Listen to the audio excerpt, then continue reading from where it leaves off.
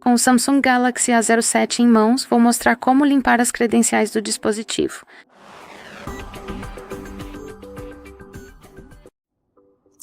Então vamos começar abrindo as configurações, e aqui precisamos rolar a tela e encontrar a opção Segurança e Privacidade. Depois, role para baixo e vá até Mais configurações de segurança e role novamente para encontrar o armazenamento de credenciais.